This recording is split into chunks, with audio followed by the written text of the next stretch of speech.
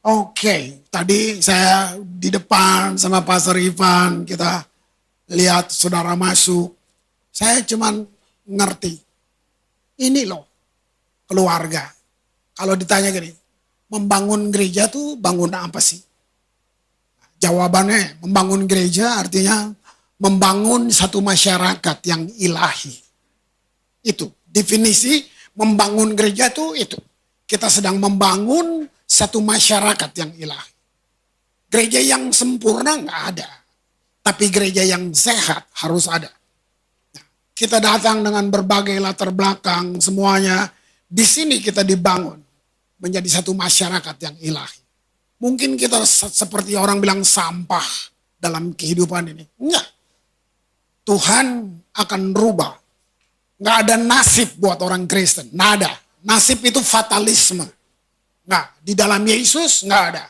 Kamu yang hancur, kamu yang sampah dirubah jadi permata. Ya, itu bukan. Ini bukan slogan kosong. Enggak. Kalau nggak usah lah. Pergi ke tempat lain aja.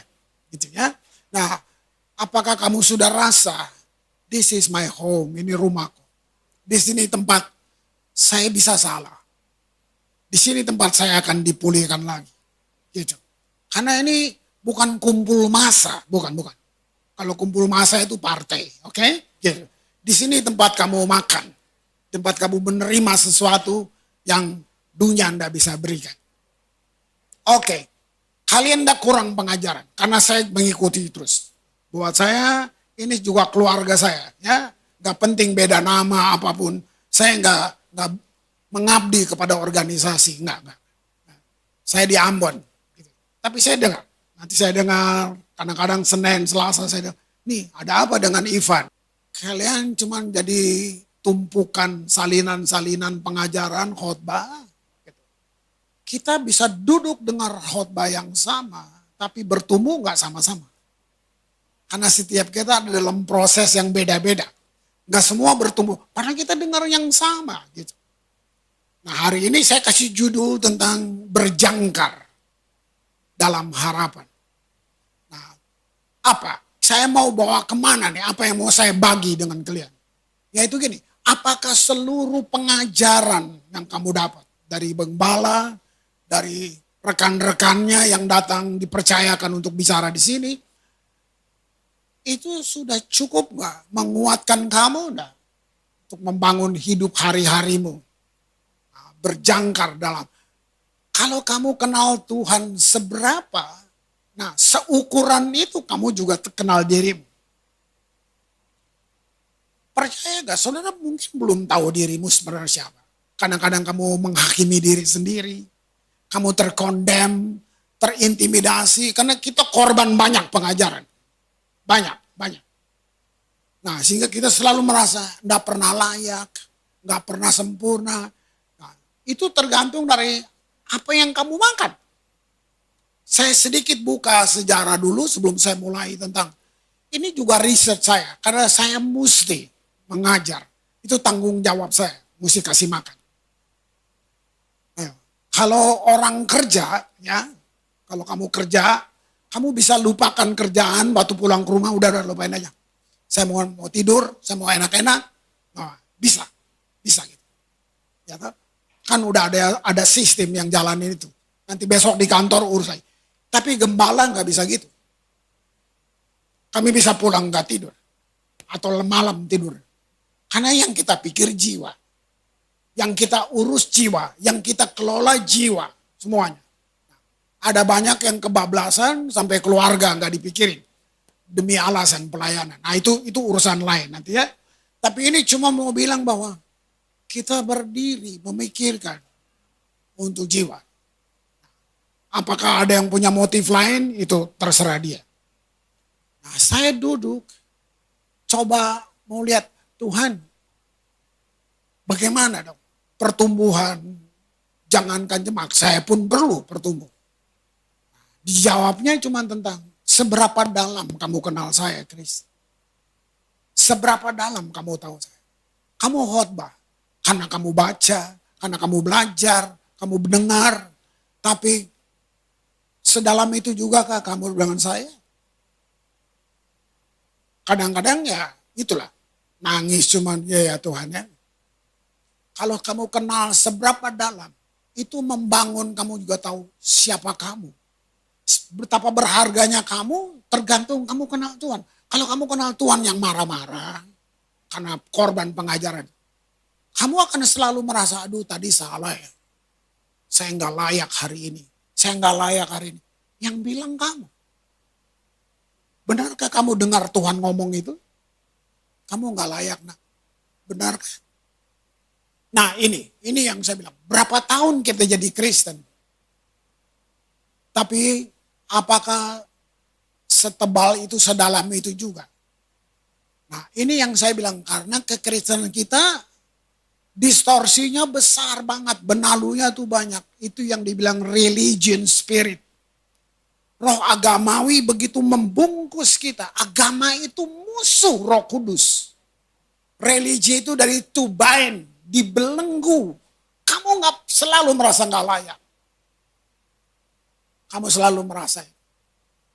Jadi kita cari, kita kayak mau nyogok Tuhan dengan perbuatan. Nggak akan pernah bisa. Nggak akan pernah bisa. Agama, hukum Taurat menuntut kesempurnaan dari orang berdosa. Kamu bisa? Kasih karunia, memberi kesempurnaan kepada orang berdosa. Itu. Nah, waktu kamu kenal itu, mulai kamu lihat, wow. Jadi saya berharga. Nah, itu. Jadi saya berharga. Nah, semakin dalam, yang kita kenal sekarang belum semuanya. Terlalu luas, terlalu luas. Betapa panjang, betapa dalamnya, betapa tingginya, betapa luasnya kasih Tuhan. Kita udah bosan dengar itu. Tapi di gereja kayak dibatasin dalamnya seberapa, tingginya seberapa. Loh, kok lo yang batasin sih? Tuhan yang bilang betapa dalamnya, kok Bapak Gembala yang bilang? Tuh kan kamu bisa lihat gak? Itu yang saya bilang banyak distorsi. Nah baik, untuk kita berjangkar. Saya mulai dengan ini riset saya kira-kira 2 bulan. Saya duduk, dengar, lihat lagi library saya. Udah lama-lama nih buku. Baca lagi. Tuhan apa ya yang saya mesti tahu lebih dalam? Nggak ada lain, dia cuma bilang. Sudah berapa dalam kamu lihat saya? Menurut kamu, kalau Tuhan bilang, kamu nilai saya kayak apa? Siapa saya? Kan dia nggak kelihatan. Nah saya temukan, saya kembali tentu ke sejarah Israel. Saya nggak suruh saudara jadi Yahudi. Nah, tapi mari kita kembali karena itu asal kita. Kita agama timur. Kita bukan barat. Tapi teologi kita teologi barat semuanya. Ya, seperti itu. Nyata, mau munculnya Calvin dan semua itu kan sejarah barat. Background saya di Ambon seperti itu. Protestan Calvinis. Itu sudah. Gitu. Nah, teologi itu banyak. Katakan gini. Kalau saya masuk 30 tahun lalu. Saya sudah 31 tahun di Ambon. 30 tahun lalu saya di sana. Saya dibilang sekte. Apa coba yang begitu? Teologi. Ada satu keangkuhan teologis. Kita lebih bagus. Dia sama. Kita juga gitulah. Kamu mau lihat kayak apa? Udah bagus. Coba dia belum Pantekosta. Kan itu semua sama, semua sombong, semua. Teologi kita lebih benar dari siapa? Itu yang terjadi. Bayangin. Iblis senang banget lihat kita berkelahi. Alkitabnya sama tapi kita berkelahi. Nah, gitu. Saya dalam satu komunitas, mereka undang saya, kita udah ngomong, udah nangis-nangis. Habis itu duduk makan, salah satu nanya gini, gitu. Ini orang-orang tua, jadi mereka ngomongnya kayak Belanda-Belanda, Chris. Weh masih Calvin kan Chris? Mati nggak? Gue mau jawab, gue Calvin Klein. Nah, gitu. Karena kayak gitu. Nah, nanti saya diundang, udah bikin jadwal, 3 hari lagi ditelepon. Pak, saya boleh nanya, kenapa? Bapak Hyper Grace. Saya Amazing Grace. Jadi,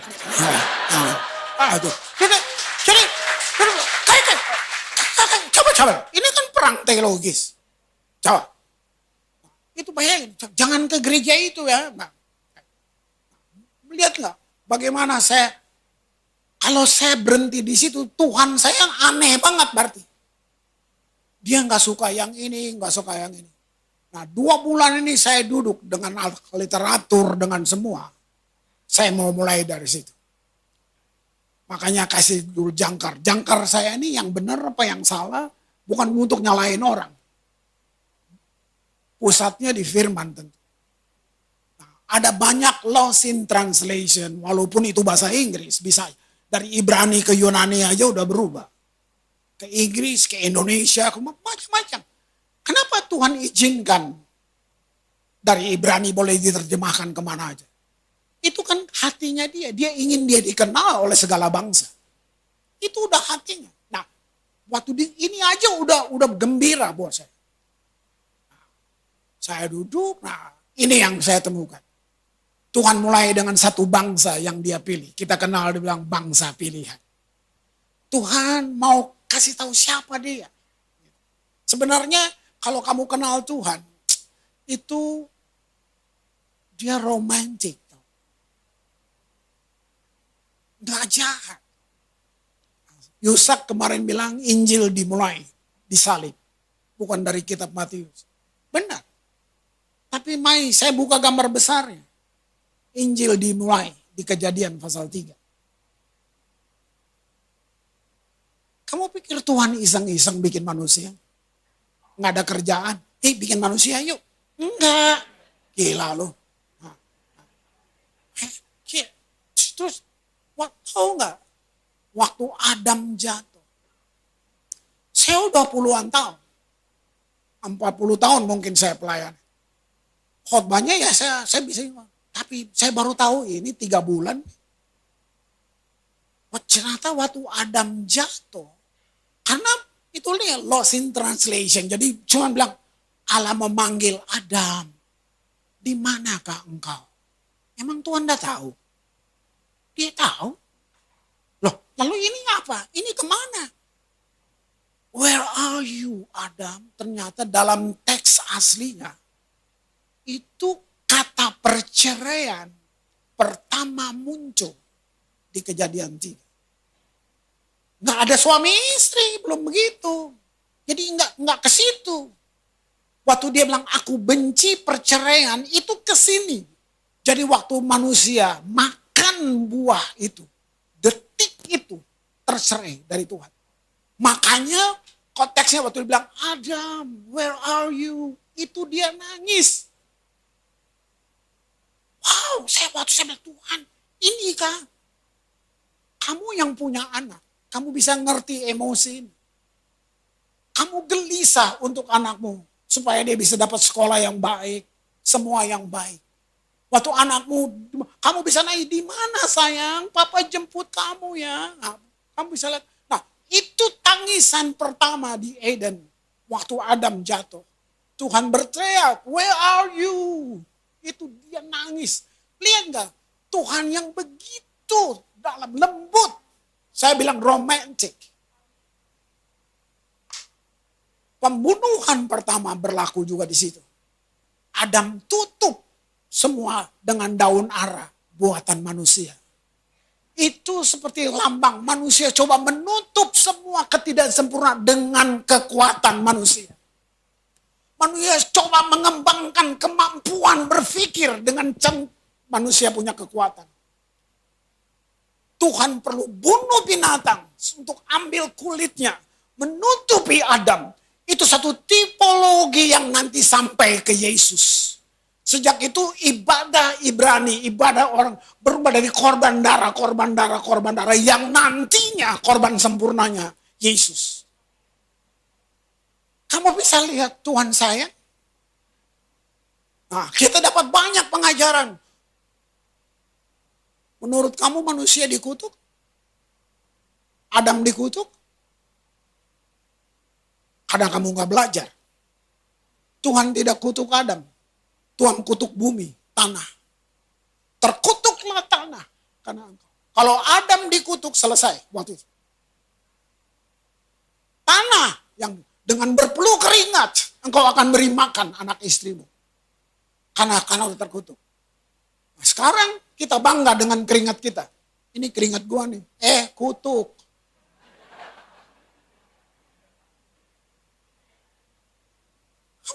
Kamu bisa lihat. Wow, Tuhan tak kutuk manusia. Wah, itu God masterpiece. Mahakaryanya Tuhan, bukan bintang Orion. Bukan planet-planet Bima Sakti, Tata Surya ini. Mahakarya Tuhan, manusia. Karena bilang, segambar, God's image. Cuman satu-satunya, manusia. Itu yang buat dia menangis waktu dia panggil Adam. Lihat, dari situ, lihat bagaimana Tuhan bina Adam. Bagaimana Tuhan ikut keluar dari Eden. Tuhan ada di arena bersama Adam. Makanya dia masih terus buat korban. Tuhan masih terus. Kain bunuh Habel saja Tuhan masih bela. Kamu bisa lihat. Jadi Tuhan saudara dan saya bukan dia duduk di sorga pegang tongkat. Tapi dia Tuhan yang ada di arena. Arena kehidupan kamu. Kamu perlu tahu ini, sehingga waktu kamu di dalam tekanan, bahkan karena salah yang kamu buat, dia nggak benci. Dia cuma perlu panggil, where are you? Mari balik, mari balik, mari balik, mari balik. Itu yang saya maksud harapan dan jangkar itu. Hebat gak? Nah, mengenal ini saya bilang, Tuhan, semakin banyak orang harus dengar. Kutuk ada di Alkitab. Neraka ada di Alkitab. Tapi itu bukan inti pemberitaan. Inti pemberitaan cuma tentang dia. Gospel artinya good news. Gospel, apa good news? Jesus love you. Itu kabar baik. Tapi apakah semua kabar baik yang kita dengar dari tahun ke tahun? Kita pakai ketakutan untuk bawa orang taat. Jadi kamu taat karena takut. Harusnya kamu taat karena kasih. Nah, ini yang saya mau mulai. Waktu Tuhan keluarkan bangsa ini. Jadi budak 400 tahun. Umat pilihan. Jadi budak. Tuhan yang hukum? Bukan. Itu konsekuensi. Tuhan tidak kutuk Adam. Tuhan kasih konsekuensi. Kalau kamu makan buah ini Adam. Ini konsekuensi. Lihat itu. Nah lihat. Waktu Israel jadi budak. Wow. 400 tahun lama saudara. Berapa generasi. Nah. Dia bilang buat Musa. Katakan buat Firaun. Bebaskan umatku. Supaya mereka. Nah Inggrisnya bagus. Translationnya bagus. So they can worship. Jadi panggilan pertama Tuhan berbangsa. Keluarkan bebas. Supaya mereka dapat menyembah. Kalau saya bilang penyembahan, jangan disamakan dengan dewa-dewa dan patung-patung itu. Penyembahan, konotasinya penyembahan, ya kalau saya terminologinya, itu cuma satu, hubungan. Mesbah itu, kenapa bikin mesbah artinya gini, panggilan untuk mendekat. Itu arti mesbah. Jadi waktu Tuhan bilang budak-budak ini keluar. Kalau saya pakai bahasa gaul, kira-kira, Musa, bawa mereka keluar. Saya mau peluk umatku ini. Siapa yang bisa sembuhkan? Budak, saudara. Nah, waktu dia mulai dengan mereka, ini Musa yang bawa hukum kan. Kalau kamu baca hukumnya begini. Tuhan tidak mulai dengan ketaatan. Buat saya kaget. Karena saya ngajarnya taat terus. Suruh taat terus.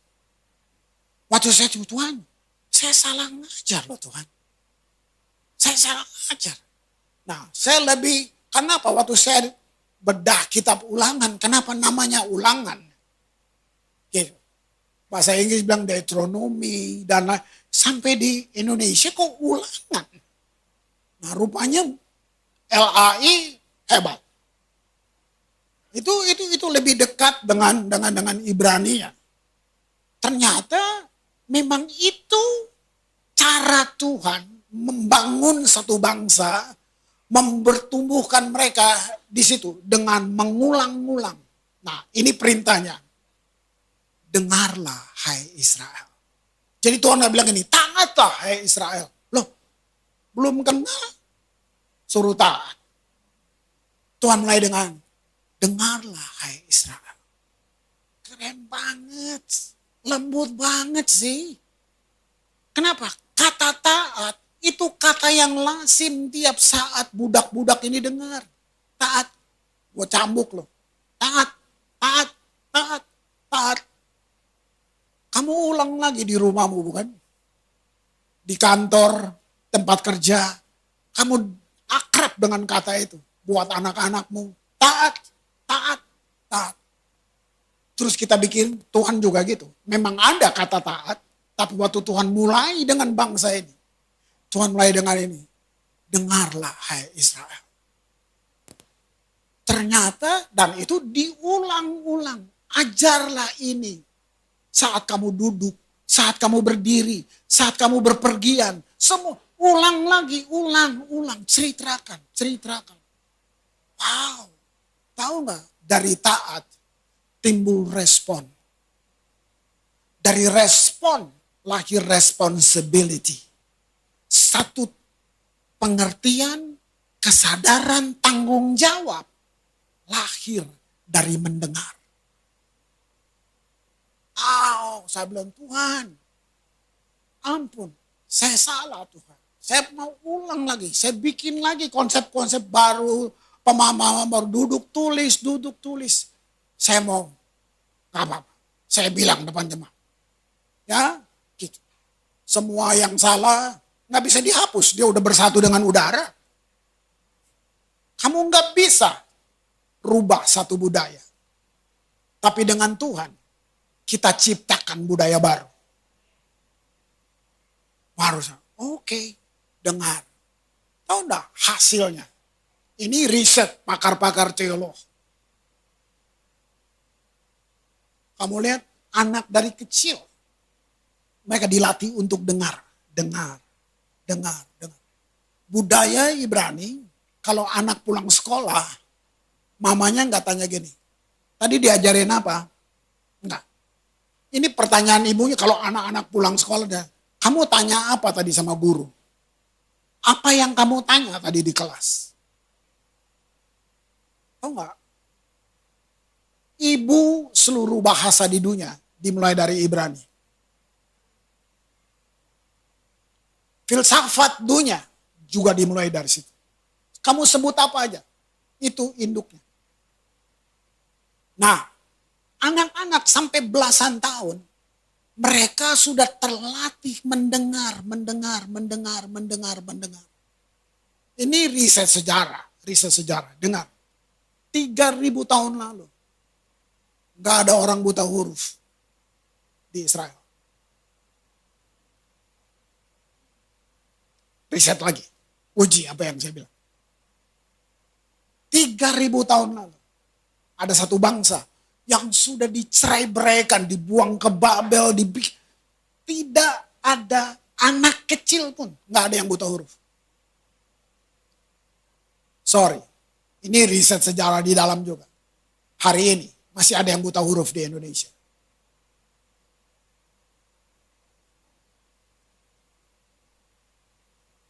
Ayo gereja, kita sedang bangun satu masyarakat yang ilahi. Mari kita di sini, kita tahu jangkar kita apa. Wow. Lihat itu. Kamu lihat semua teknologi, semua kemajuan keluar dari satu bangsa yang pernah tercerai-berai. Sampai nggak ada negara. Bisa balik tuh. Ajaib nggak? Bayangin. Umur 17 tahun, anak-anak muda ini dibuang ke Babel. Orang tuanya dibunuh depan mereka. Ditulis, semua dibunuh, semua yang miskin-miskin apalagi. Yang dibawa hanya orang-orang yang terpelajar. Usianya 17 tahun, Daniel. Tahu enggak sampai di sana? Dikebiri. Sadisnya. Seluruh namanya diganti dengan nama dewa-dewa. Itu nama dewa. Apakah itu merusak atau mengganti identitas? Tidak, Alkitab yang bilang. diganti. Dimasukkan dalam pendidikan Kasdim, Akademi Kasdim. Salah satu kurikulumnya tenung sihir. Nggak berubah tuh. Kalau keadaan politik tiba-tiba berubah di bangsa ini, seluruh nama lu diganti. Bayangin. Nama lu Albert, Petrus, jadi Ahmad. Mana lu? Misalnya, dia rubah di dalam kamu, Pak. Ini saya kembaliin ke Alkitab. Wow, apa yang Daniel buat sendiri loh. Nggak punya komunitas. 3 kali pergantian raja. Daniel nggak boleh diganti. Itu keputusan negara. Kamu boleh ganti siapa aja, jangan ganti. Dibilang tidak ada orang berhikmat seperti yang satu ini. Dari mana awalnya? Waktu kecil, dengarlah.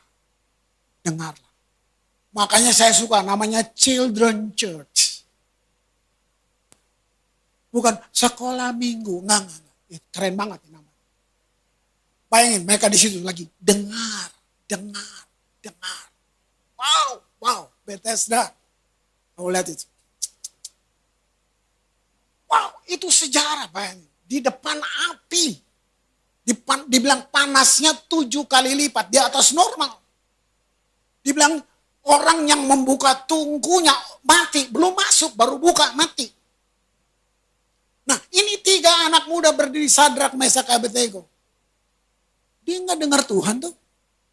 Tapi kami bilang, sekalipun kami mati, sekalipun Tuhan tidak menolong, kami tidak akan. Apa yang bikin dia berjangkar seperti ini?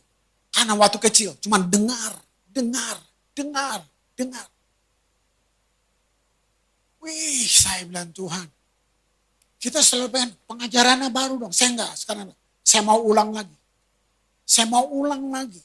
Apa yang saya pernah ajar bertahun-tahun, ini buat Diamond, buat jemaat di sana. Saya ulang lagi. Yuk, luar biasa. Kita akan berbeda, kamu akan berbeda. Ya, ambil keputusan. Saya ikuti pelajaran kalian, apa kamu tetap mendengar dari sumber? Kalau kata sumber bukan cuma satu, ada banyak. Nah, kamu mesti tahu, di sini nggak kurang makanya, Pak. Kamu tahu siapa sumber kamu. Apakah kamu tetap berjalan dalam panggilanmu, ya, atas dasar apa yang kamu dengar? Di meja kerjamu, dalam pekerjaanmu di dunia sekuler ini. Kamu ikut tuntunan dari apa yang kamu dengar, atau kamu pakai udah skill kamu yang udah biasa itu? Karena kamu udah terlatih, kamu pakai naluri kamu yang sudah terlatih, makanya lu besoknya ketipu, gitu. Ya. Saya ketemu orang-orang yang nangis, gini, tertipu. Kok tertipu? Iya, Om. Saya kira dia penuh Roh Kudus.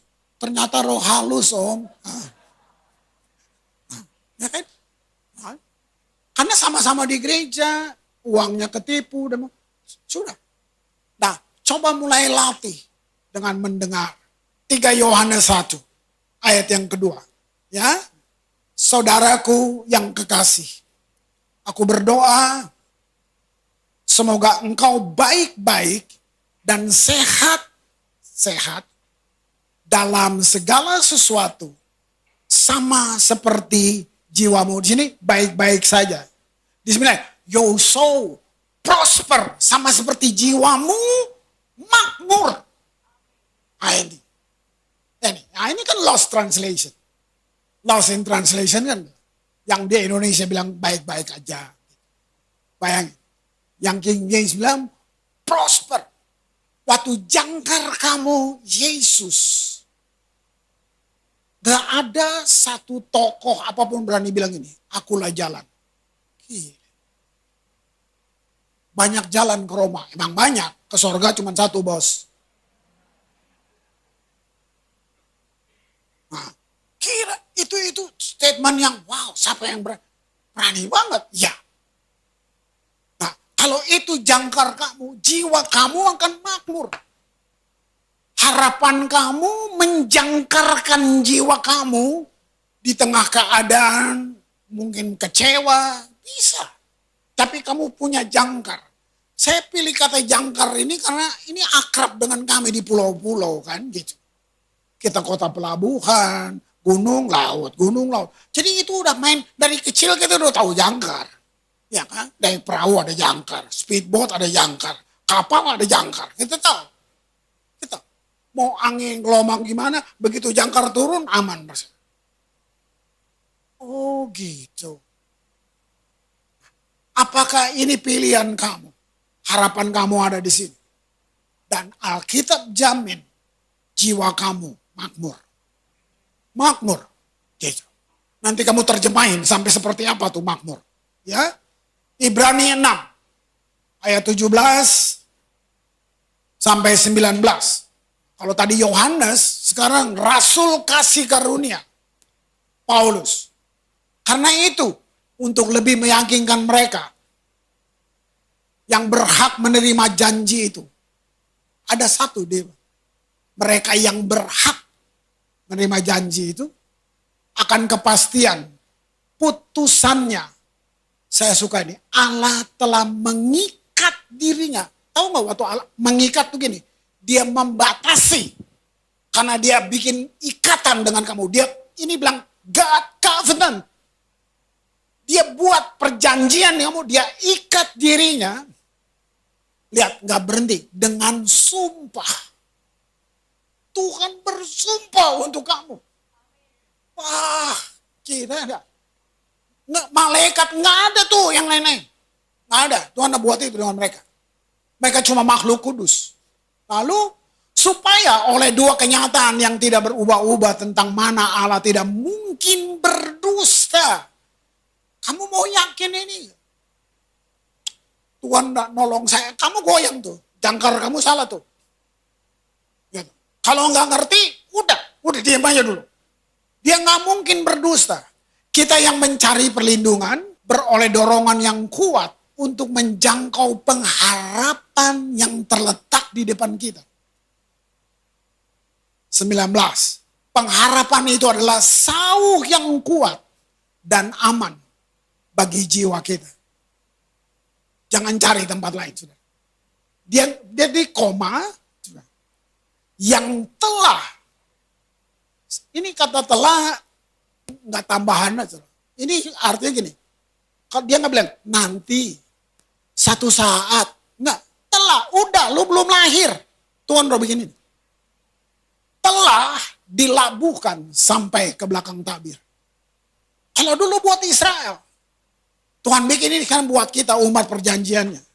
Sampai ke belakang tabir. Apa tabir? Saya mau kasih lihat gambar. Ini didikan Tuhan buat Israel. Nah, itu tabernacle of Moses. Ini tabernacle of David. Saudara lihat, saya bilang ulang-ulang karena waktu 30 tahun lalu saya ngajar tabernakel. Maklum, Pentakosta tuh kita mesti kayak gitu kan. Jadi kita ngajar tabernakel. Jadi saya bagi-bagi karena pelajaran ini memang begitu. Ada Kristen halaman. Itu belum. Kamu belum. Halaman. Nah disitu. Lihat tangkuhan. Nanti bertumbuh dong. Kristen ruang kudus. Ada. Kalau di sini mati udah ketemu Tuhan gak ya? Cocok. Tapi kita ngajar serius banget. Kita bongkar satu-satu. Tembaganya, emasnya. Kita apa tuh meja roti. Itu semua mesti dipercik tuh. 7 kaki dian. Wah udahlah. Satu itu 1 minggu.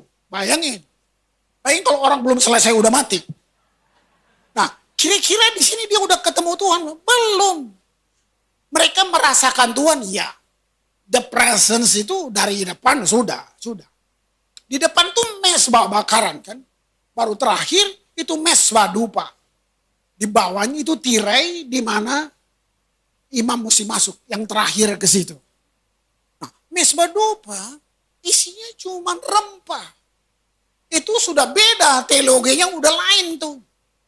Nah, yang di mesbah dupa itu cuma keharuman. Sampai melekat di bajunya imam. Imam nggak boleh berkeringat. Kita enggak, peraturannya Apa sih ini, susah banget. Nah, makanya saya bilang tadi, keringat kutuk. Nah, lu bangga nih, keringat gua nih, kutuk. Gitu. Nah, di sini imam masuk ke situ. Wow, itu api, bukan dia lagi bakar sate. Itu secara aksara benar. Paginya awan, itu the presence itu. Itu portal sorga terbuka di situ. Malam jadi api. Ada bangsa budak 40 tahun dipimpin siang malam. Siang pakai awan, mereka nggak kedinginan. Panas loh padang gurun. Malam, ya mereka nggak kepanasan siang, malam mereka nggak kedinginan. Api. Di tengah padang gurun 40 tahun, bangsa-bangsa yang barbar itu nonton, ini apa sih? Ada 2 juta orang jalan 40 tahun. Kasutnya nggak rusak. Bajunya nggak rusak. Dongeng kan? Ya, kamu memang, tapi bukan dongeng. Lihat dipimpinnya kayak gitu. Kamu kalau satu detil-detil ya, susah banget ini. Kalau ikut Kristen musik kayak gini, lu udah mati semua. Nah, sampai di situ. Nah, itu yang dibilang Ark of Covenant. Nah, saya pegang kata tadi, Tuhan bersumpah. Di situ kata, saya suka gitu, Sekinah, tabut itu. Di dalamnya ada 3 benda. 2 loh batu, tongkat Harun yang berbunga, ya kan? Terus ini, emas, tempat mana ditaruh, mangkok emas gitu. Waktu kalau masih mundur Tego Pantekosta dulu-dulu, kita keramatkan tuh benda-benda itu semuanya. Tahu nggak? Saya baru dibuka ini beberapa tahun. Tahu nggak? 3 benda itu ada di dalam itu. Apa 2 loh batu? Hukum Allah. Kenapa ada di situ? Itu menceritakan tentang ketidakmampuan manusia. Pelanggaran manusia. Apa prestasi manusia? Yaitu waktu Tuhan kasih 10 hukum, 10-10-nya dilanggar. Itu prestasi manusia. Oke? Yang ketawa artinya mengaku. Oke? Apa tongkat Harun? Pemberontakan terhadap pemimpin. Mereka nggak suka Harun. Mungkin dia nggak keren kali. Nggak maseki ini dia. Mereka terus Tuhan bilang, Harun, lempar tongkatmu, bertunas. Wih, sujud Israel. Ayahnya. Nah, pemberontakan. Tuhan bilang, taruh. Apalagi? Kandil emas itu. Ya. Isinya mana? Apa mana? Makanan malaikat. Ada bangsa budak 40 tahun. Makanannya makanan malaikat. Apa yang terjadi? Mereka bersungut-sungut. Nah, Tuhan bilang, taruh. Tabut Allah terdiri dari 2 bagian. Yang satu kotak, yang satu tutup. Yang kotak, bahannya pertama kayu penaga. Apa pesan profetiknya? Kayu. Kita. Kemanusiaan. Ditutup dengan emas dilapis. Apa emas? Keilahian Yesus. Waduh, sayang Tuhan. Yang gini ya Tuhan. Dia tutup itu kotak. Nah, 3 pemberontakan yang tadi itu. 2 loh batu. Itu semua. Tuhan bilang, taruh dalam kotak. Masukin. Terus tutup pendamaian. Tidak ada unsur kayu. Total emas murni tempaan. Tipologinya apa tuh? Yesus. Emas murni. Ditempa. Lalu dia bilang, tutup. Makanya dia bilang, tutup pendamaian. Wow, Tuhan. Itu masih perjanjian lama. Tutup. Saya pakai terjemahan bebas ya. Kira-kira Tuhan bilang, gue gak mau lihat pelanggaran mereka. Tutup. Supaya waktu saya lihat, yang dia lihat tutupnya. Dia gak lihat pelanggarannya. Apa yang Paulus bilang di Perjanjian Baru, kamu di dalam Kristus dan di dalam Allah. Jadi waktu Allah lihat kamu, dia lihat Yesus. Seperti dia lihat tabut ini. Tutup. Makanya Shekinah glory. Nah, salah satu, ada banyak, salah satu dari kata Shekinah artinya wajah. Nah, sebagai pengajar saya bertanya kan, apakah imam besar lihat Tuhan di situ? Nggak dibilang.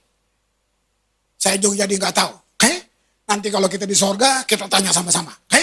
Gitu. Jadi, cuman kenapa wajah ya? Wah, itu manifestasi dari kemuliaannya di situ. Jadi waktu imam datang, dia cuman bawa darah itu. Wow, kamu baca nanti ya, Tawari, kamu baca tuh kitab-kitab. Dia bilang gini, dia dengar Tuhan audible. Wow, di situ Tuhan ngomong. Untuk dia nanti kasih tahu buat bangsa. 2 juta orang tunggu di depan dalam keadaan, Tuhan baik gak ya? Kita gimana nih nasibnya? Setahun sekali. Yang masuk cuma imam besar. Begitu dia keluar, waduh. Kamu kalau lihat baju imam besar, itu sudah, aduh. Di bawahnya tuh ada lonceng. Perancang model dari Perancis juga gak bisa begitu. Kalau dia jalan, kering, kering, kering. Lu mau bikin baju gitu besok? Itu sebenarnya gini, begitu mereka nggak dengar lonceng itu, tandanya imamnya mati. Mereka mesti tarik dia. Jadi lihat, ini nih, imam, dia masuk sebagai imam. Sampai di situ, dia dengar Tuhan. Kamu lihat perubahannya. Dia masuk sebagai imam, dia keluar sebagai nabi. Dan dia bilang, that says the Lord. Hebat gak? Tunggu. Kamu dan saya sekarang disebut imamat rajani.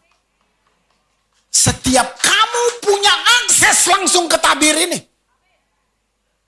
Gak usah pakai pengantara. Saya dan saudara cuma beda di fungsi. Tapi kamu yang masih cacat. Pak Kris kan hamba Tuhan. Lalu lu hamba siapa? Kamu imamat rajani, kamu bisa dengar Tuhan. Kamu bisa, nggak usah tanya pendeta. Lu tanya 3 pendeta, 3 jawabannya. Tambah bingung nggak lo? Hah? Satu bilang ini, satu bilang ini, satu bilang ini. Kamu bisa dengar. Ini lihat, yang bilang, ini yang harus jadi jangkar kamu. Siapa kamu? Kamu imamat rajani. Itu keinginan Tuhan buat Israel, yang Israel gagal. Kamu adalah bangsa yang terpilih bagiku. Imamat rajani. Israel gagal sehingga muncul imamat suku. Itu. Tuhan mau buat perbedaan dengan Israel. Israel mau persamaan. Tuhan mau Israel jadi satu bangsa yang paling beda. Semuanya imamat rajani. Dia gagal. Akhirnya muncul imamat suku. Nah, kita menggenapi yang Israel tidak bisa. Paulus ulangin, kamulah bangsa yang terpilih. Imamat rajani, umat yang kudus kepunyaan Allah. Dia bersumpah tadi buat kamu.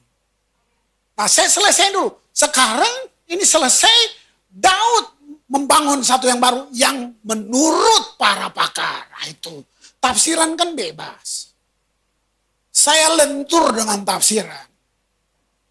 Tapi saya punya dasar pijak. Saya nggak mau asal ikut. Saya harus punya dasar pijak. Di mana saya berdiri. Di mana jangkar yang saya mesti pegang. Karena Tuhan dah suruh Daud bikin tabernakel. Tuhan suruh Musa. Ini inisiatif Daud. Wow, saya bilang Daud nih gimana ya. Waktu dia jadi raja. Karena tabut itu hilang bertahun-tahun. Israel hidup tanpa tabut. Bait Allah nggak ada tabutnya. Tanpa mau menghakimi, jangan sampai lu jadi gereja yang nggak ada tabut. Artinya nggak ada Tuhan di situ. Saya cuma bercanda, jangan ditiru. Karena ini teman. Chris, gue gak dapat makan lo di gereja gue. Saya bercanda. Makanya lo jangan ke gereja yang malaikat aja gak mau ke situ. Jangan ditiru. Itu karena kita teman. Jadi saya ngomong gitu. Ya, gak mungkin saya ajak orang lu ke gereja gue ya. Enggak gitu. Tapi kebanyakan gitu. Kok gak dapat makan lo Chris? Ya itulah. Jadi ngapain di situ? Gak dapat makan. Masuk gereja pulang marah-marah. Kok gitu? Tadi stroke-nya ringan jadi berat. Nah gitu. Nah coba. Ini lihat kemah ini. Kemah bicara tentang kefanaan. Waktu Daud jadi raja. Itu usaha dia kembalikan tabut ke Yerusalem. Terus dia bangun tenda yang Tuhan tidak suruh. Nah pakar-pakar bilang gini, kenapa Daud nggak dibunuh? Lihat tenda ini. Tenda pramuka masih lebih bagus. Siapa ini? Itu kamu dan saya. Kita fana. Kamu ini kemah. Tapi tahu nggak di dalamnya ada siapa? Di sebenarnya ini, Christ in you, the hope of glory. Ini dia. Jadi kalau tanya sekarang, siapa tabut itu? Tabut itu kamu. Tabernakel. Waktu bilang, aku akan membangun kembali pondok Daud. Itu apa? Kamu yang dia mau bangun. Dia sudah ada. Yesus dapat tempat di sini. Tahu nggak waktu ini dibangun? Daud melanggar semua peraturan keimamatan. Makanya orang bilang, kenapa nggak mati dia? Dia langgar. Korban penebus dosa itu sakral. Korban darah binatang dihapus, diganti dengan sacrifice of praise. Kisah Rasul mencatat, Daud menyenangkan hati Tuhan 33 tahun lebih. Israel ada di puncak kejayaan. Israel menjadi bangsa yang dipimpin oleh the presence of God, oleh hadiratnya, oleh penyembahan. Wah, jadi saudara, jangan remehin penyembahan yang kamu lakukan tadi. Wah, itu buat saya. Kira enggak? Satu bangsa bisa berubah kayak gitu. Sampai saya lihat Daud, kamu kenal Daud karena ada Alkitab.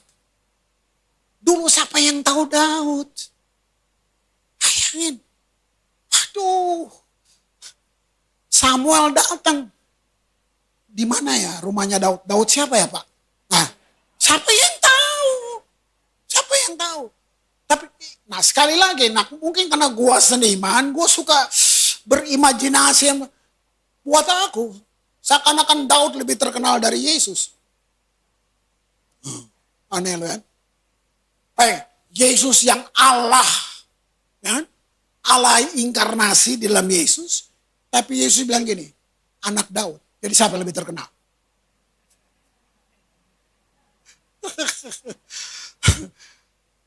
Wow. Daud yang anak miskin di Bethlehem. Anak yang tertolak di rumahnya. Anak yang tidak memenuhi syarat dalam semua hal. Disebut bapaknya Yesus.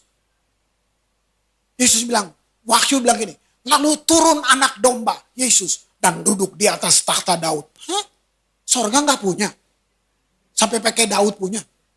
Coba lo pikir, kira siapa sih si Daud ini? Dibikin apa sih sampai Tuhan mau pakai nama dia? Kasarnya Yesus belum datang, Bapa di sorga udah ngomong gini, nanti abad segini saya akan datang ke dunia, saya terinkarnasi di dalam Yesus. Dia pakai family name-nya, kamu ya Ut.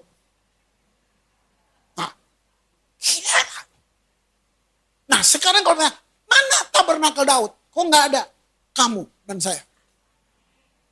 Wow, kamu bisa lihat itu? Kamu dan saya tabernakel Daud itu. Lihat, ini dari dibalik tabir itu seperti, maukah kamu berjangkar di sini? Ada 4 harapan. Tidak semua dari Tuhan. Dengan cepat, yang pertama, harapan datang dari Sumbernya manusia dan sahabat. Jadi ada dong harapan. Dijanjiin ini, join bisnis, iya. Tapi bisa putus di tengah. Bisa. Yang kedua, yang bilang promosi, bonus, rezeki nomplok. Kau harapan? Iya harapan. Itu kan jangkarmu. Yang ketiga, firman Tuhan dong. Kita dengar khotbah hari ini. Timbul harapan. Tapi ditunggu sebulan, mana ya? Saya sebut itu harapan tertunda. Kenapa tertunda? Karena firman belum dapat tempat di kamu. Ketakutan, khawatir, cemas, logika-logika yang kita dapat itu yang ambil tempat di kamu. Kamu dengar firman, tapi firman yang gak dapat tempat. Nah, sudah ada harapan, tapi dia tertunda. Sampai kamu benar-benar bisa. Makanya Amsal menulis harapan yang tertunda menyedihkan hati. Harapan yang keempat. Wah, ya.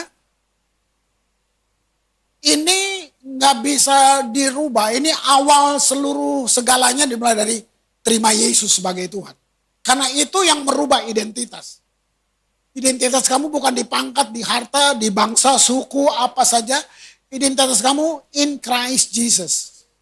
Nah, tapi nggak berhenti. Setelah kamu bertobat, terima Yesus, kamu bertumbuh, memelihara hubungan dengan Tuhan. Nah, itu harapan yang tidak bisa hilang sampai selama-lamanya. Di harapan ini, kamu belum lihat sorga, kamu belum ke sana, tapi kamu sudah punya jaminan ke situ. Satu yang manusia nggak mampu melihatnya. Kamu tetap ada di dalam badai, kamu tetap dalam segala macam tantangan yang kamu dapat. Tapi harapan itu nggak akan dicabut dari kamu. Nah, persoalan ini gini, kalau kamu bisa mempercayai Tuhan dalam jaminan kekalnya, masa kita nggak bisa percaya dia untuk yang sifatnya cuma sementara? Untuk yang kekal, dia jamin kan. Berapa lama kekal? Siapa yang bisa ukur kekekalan? Kalau kamu punya umur 1 juta tahun, itu baru permulaan dari kekekalan. Dia jamin kamu di situ. Apalagi yang sementara. Ini tantangan buat kamu. Harapan ini nggak bisa diambil dari kamu. Lihat itu. Roma 8 ayat 32. Ya, sumber jangkar kehidupan kamu yang kekal itu. Wow. Itu menjamin semuanya buat kamu. Walaupun secara manusia nggak masuk akal. Roma 8:32 ya. Ia yang tidak menyayangkan anaknya sendiri. Aduh Tuhan. Teologi mana yang kayak gini saudara? Di mana sih? Teologi mana coba? Semua Tuhan di luar Yesus hanya Tuhan yang menuntut. Cuman Yesus Tuhan yang memberi. Dia tidak menyayangkan anak sendiri tapi menyerahkannya bagi kita. Tulis namamu di situ. Bagaimana mungkin ia tidak mengaruniakan segala sesuatu kepada kita bersama-sama dengan dia? Coba. Kamu bisa bayarin. Kasih karunia nggak bisa dibayar. Tadi saya bercanda sama anak-anak, mereka suka nyanyi, dengan apa akan ku balas Tuhan. Nanti sorga balas, malaikat ikut nyanyi, kamu memang gak bisa balas. Gitu. Kalau kasih karunia bisa dibalas, namanya bukan kasih karunia. Kalau kasih karunia kamu bisa balas, itu namanya transaksi. Nah, banyak pengajarannya akhirnya hubungan kamu dengan Tuhan itu transaksional. Wah, kasih ini dapat apa Tuhan? Wow. Tuhan bukan mati untuk kamu. Tuhan mati sebagai kamu. Kamu bisa balas? Tuhan mati sebagai Kris. Wow. Mazmur 20. Kiranya Tuhan menjawab engkau pada waktu kesesakan. Kiranya nama Allah Yakub membentengi engkau. Kiranya dikirimnya bantuan kepadamu dari tempat kudus dan disokongnya engkau dari Sion. Ini nanti pelajaran tersendiri. Kiranya diingat segala korban persembahanmu dan disukainya korban bakaran. Ada 2 korban. Apa korban persembahan? Jangan beri karena diancam. Itu korban persembahan adalah hati kamu yang support, pelayanan, apa, itu korban persembahan. Tapi korban bakaran apa? Itu worship kamu. Itu ucapan syukur kamu. Nah, bayangin, 2 ini nih, ya, luar biasa. Itu kata sela. Sela itu rest. Sela kalau di Mazmur ada sela, itu gini, dialog batin. Sering kamu diam, tapi batin kamu bicara. Itu kayak Tuhan bertukar pandang dengan kita. Makanya lu nangis. Lagi worship. Kenapa coba lu nangis? Kenapa? Nggak mungkin lah. WL bilang, mari saudara. Pada hitungan ketiga kita menangis. Nggak mungkin. Kan? Ya kan? Coba lu lihat. Nah, kiranya diberinya kepadamu apa yang kau kehendaki. Dan dijadikannya berhasil. Apa yang kau rancang. Ini kan jiwa yang makmur di sini semua. Kami mau bersorak-sorai tentang kemenanganmu. Dan mengangkat panji-panji demi nama Allah kita. Kiranya Tuhan memenuhi segala permintaan. Saya pikir ini akan menyimpulkan semuanya. Di sini kan emosi, damba, puja-puji, kagum, cinta, hormat. Kamu gabungkan jadi satu. Cuma dalam namanya syukur dan penyembahan. Wah. Mazmur 34 ayat pertama, saya tutup di sini. Aku hendak memuji Tuhan pada segala waktu. Puji-pujian kepadanya tetap di dalam mulutku. Itu senjata yang gila. Itu senjata gak main-main. Syukur di dalam mulutmu. Speak words. Katakan di atas proyek yang kamu lagi jalanin. Di meja kerjamu, waktu kamu masuk, di semuanya, perkatakan itu. Itu prophetic words, kalau kamu pakai firman untuk hal-hal itu. Apa artinya persembahan hidup? Bukan jadi pendeta, bukan, kecil. Artinya gini, the whole life hidup kamu punya dia. Dan kalau semua punya dia protek, siapa mau lawan? Siapa berani lawan? Saya pinjam kata Daud. Waktu Saul intimidasi dia. Hah? Lu udah lihat nih orang. Di rumah ada tiang listrik gak? Kenapa? Gue lihat. Anak masta. Tinggi. Israel ketakutan. Daud anak kecil. Kamu pernah belajar perang di mana? Pernah masuk akabri di mana? Kamu tamatan mana? West Point atau mana? Ini intimidasi sebenarnya. Kamu lihat mata tumbaknya 34 kilo. Kalau dia kena dada lu, bukan gatal, mati. Nah, ini kira-kira gitu. Kamu kan intimidasi gitu dalam hidupmu. Tentang gitu. Daud cuma dia aja. Lu pernah perang di mana? Kamboja? Di mana? Lihat. Senjata lu? Apa? Ketepel. Cius. Kamu bisa lihat. Oke, baca, nanti baca. Apa yang Daud jawab? Sebab aku biasa ditolong Tuhan. Waduh, sebab aku biasa ditolong Tuhan. Itu jangkar lu. Sebab hambamu biasa ditolong Tuhan.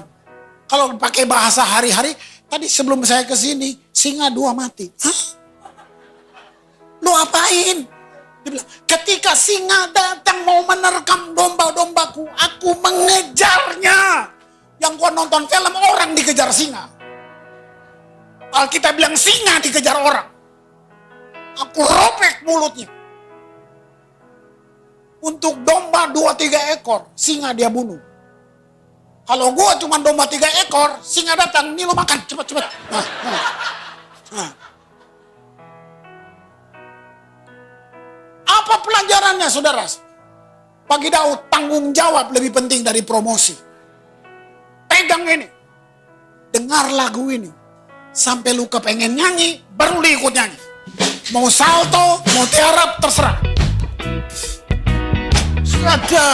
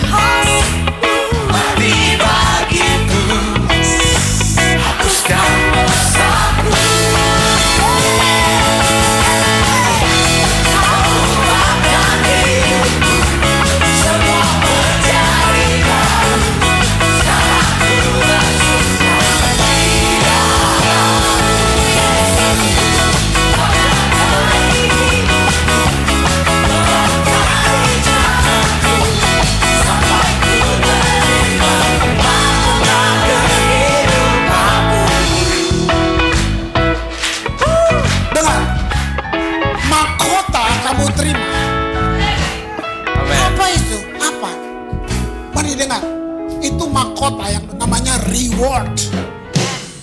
Semua Wahyu bilang, semua kita manusia yang udah mati, siapapun yang nama manusia akan bangkit dan berdiri di depan takhta Allah.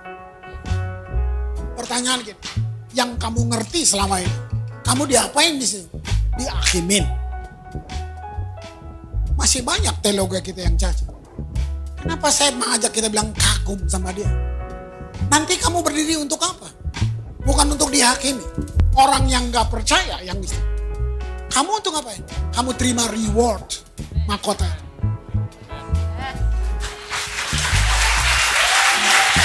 Nah, begini. Jabarannya gini. Tuhan sedang bilang begini. Anak-anakku, saya yang bangga sama kamu. Kamu gak lihat saya secara fisik. Saya lihat waktu kamu di tengah badai. Saya lihat waktu ketidakadilan datang buat kamu. Tapi kamu memilih untuk tetap berjangkar kepada saya. Saya tahu kamu dalam banyak hal. Saya tahu cerita perceraian kamu. Saya tahu cerita semuanya. Saya tahu. Tapi kamu memilih untuk tetap berjangkar di dalam saya. Anakku, ini reward. Itu.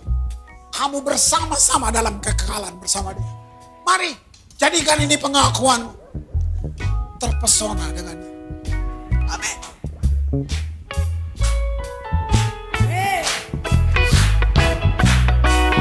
Oh, sungguh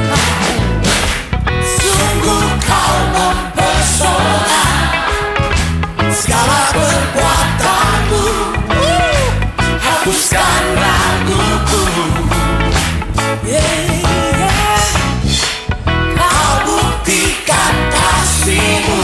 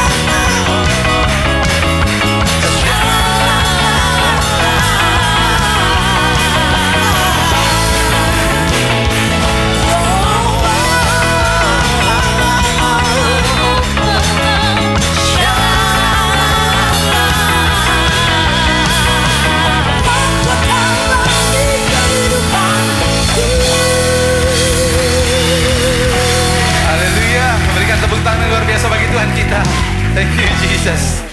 Saudara diberkati, amin.